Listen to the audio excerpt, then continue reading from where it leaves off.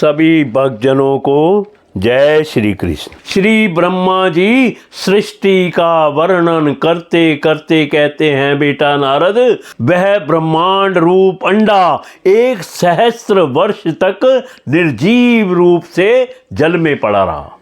फिर काल, कर्म और स्वभाव को स्वीकार करने वाले भगवान ने उसे जीवित कर दिया। उस अंडे को फोड़कर उसमें से वही विराट पुरुष निकला, जिसकी जंगा, चरण, भुजाएं, नेत्र, मुख और सिर सहस्त्रों की संख्या में है। विद्वान पुरुष उपासना के लिए उसी के अंगों में समस्त लोक और उनमें रहने वाली वस्तुओं की कल्पना करते हैं। उसकी कमर के नीचे से अंगों में 7 पाताल की और उसके पेड़ों से ऊपर के अंगों में 7 स्वर्ग की कल्पना की जाती है। ब्राह्मण इस विराट पुरुष का मुख है, भुजाएं क्षत्रिय हैं, जांघों से वैश्य और पैरों से शूद्र उत्पन्न हुए हैं।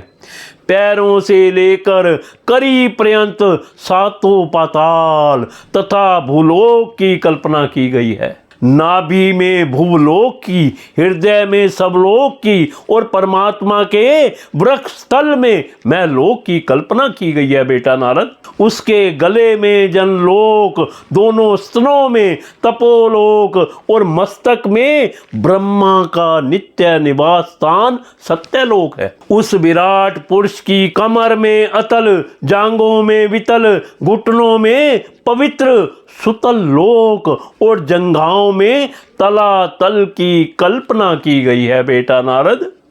एड़ी के ऊपर की गांठों में महातल, पंजे और एड़ियों में रसातल और तलवों में पाताल समझना चाहिए। इस प्रकार विराट पुरुष सर्वलोकमय है। विराट भगवान के अंगों में इस प्रकार भी लोकों की कल्पना की जाती है कि उनके चरणों में पृथ्वी है, नाभि में भूलोक है और सिर में सर्वलोक है। ब्रह्मा जी कहते हैं, उन्हीं विराट पुरुष के मुख से वाणी और उसके अधिष्ठात देवता अग्नि उत्पन्न हुए हैं।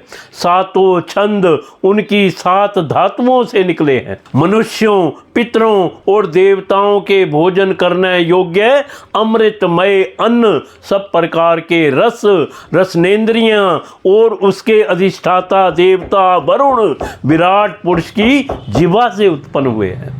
उनके नास छिद्रों से प्राण, अपान, व्यान, अदान और समान, ये 5 प्राण और वायु तथा घ्राणेन्द्रिय से अश्विनी कुमार समस्त ओषधियां एवं साधारण तथा विशेष गंध उत्पन्न हुए हैं। उनकी नेत्रेंद्रियां रूप और तेज की तथा नेत्र गोलक स्वर्ग और सूर्य की जन्म भूमि है। समस्त दिशाएं और पवित्र करने वाले तीर्थ कानों से तथा आकाश और शब्द श्रोतेंद्रियों से निकले हैं। उनका शरीर संसार की सभी वस्तुओं के सार भाग तथा सौंदर्य का खजाना है। सारे यज्ञ, स्पर्श और वायु उनकी त्वचा से निकले हैं।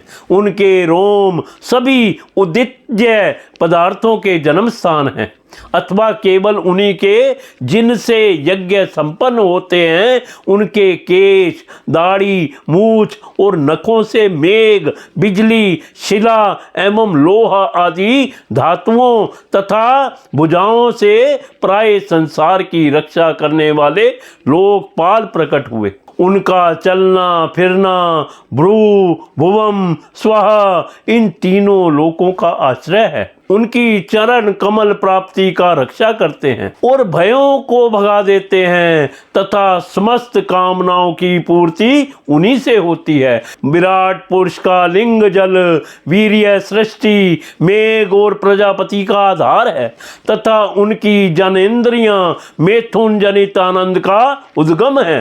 नारद जी, विराट पुरुष की पायु इंद्रियां यम, मित्र और मल त्याग का तथा गुदा, द्वार, हिंसा, नेस्त्रति, मृत्यु और नरक का उत्पत्ति स्थान है। उनकी पीठ से प्राज्ञ, अधर्म और अज्ञान, नाड़ियों से नद नदी और हड्डियों से पर्वतों का निर्माण हुआ है। उनके उदर में मूल प्रकृति, रस नाम की धातु तथा समुद्र, समस्त प्राणी और उनकी मृत्यु समाई हुई है। उनका हृदय ही मन की जन्म भूमि है। बेटा नारद, हम तुम धर्म और सनकादि शंकर विज्ञान और अंतःकरण सबके सब उनके चित्त के आश्रित हैं। कहाँ तक गिनाएं मैं तुम्हारे बड़े भाई सनकादि शंकर, देवता, दैत्य, मनुष्य, नाग, पक्षी, मृग, रेंगने वाले जंतु, गंधर्व, अप्सराएं, यक्ष, राक्षस, भूत, प्रेत, सर्प, पशु, पितृ, सिद्ध, विद्याधर, चारण, वृक्ष और नाना प्रकार के जीव जो आकाश, जल या स्थल में रहते हैं, ग्रह, नक्षत्र, केतु, पुच्छल तारे, बिजली और बादल, ये सब के सब विराट पुरुष ही हैं। यह संपूर्ण विश्व जो कुछ कभी था या होगा, सबको वह घेरे हुए हैं और उसके अंदर यह विश्व उसके केवल 10 अंगुल के परिमाण में ही स्थित है।